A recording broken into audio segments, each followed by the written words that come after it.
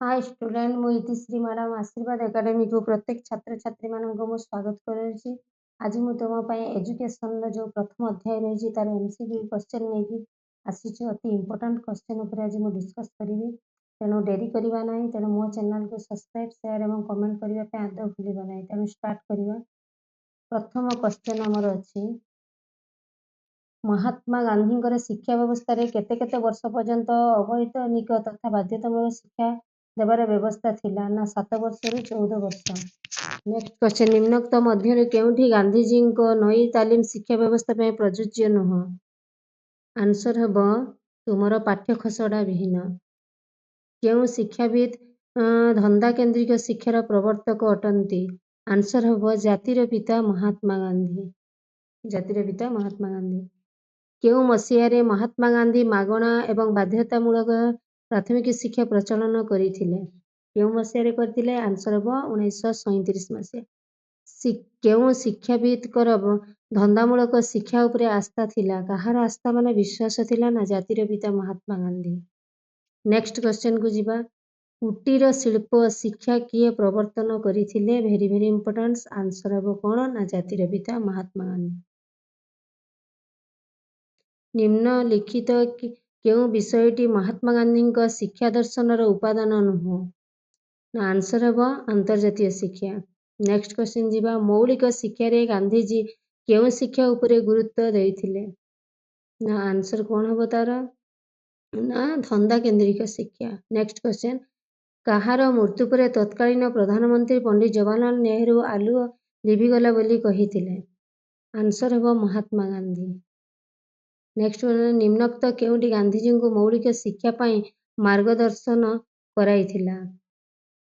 तार आंसर हम आईन मान्य आंदोलन। नेक्स्ट क्वेश्चन 1935 मसीह गांधीजी केउठारे एक आश्रम विद्यालय स्थापन करथिले। आंसर हम वार्धा ठारे।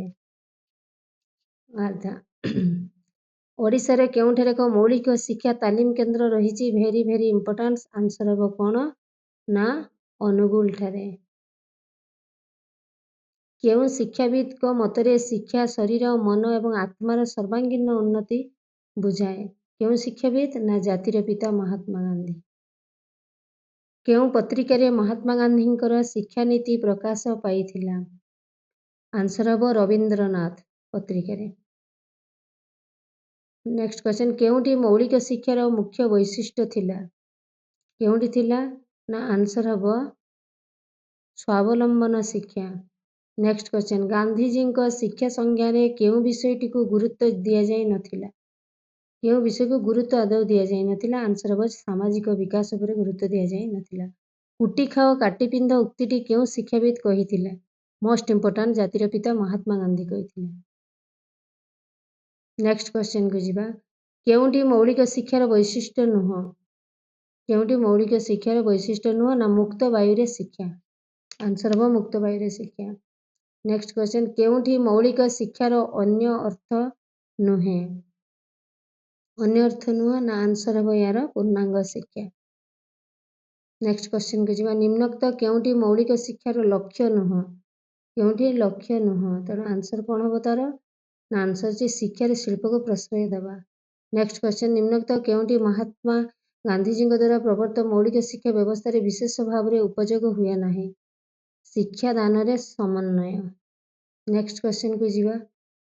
महात्मा गांधी शिक्षा व्यवस्था रे केते केते वर्ष पर्यंत अवैध तथा बाध्यतामूलक शिक्षा देवार व्यवस्था रही ना 7 वर्ष रु 14 वर्ष आलोचना हो जाइए ऑलरेडी।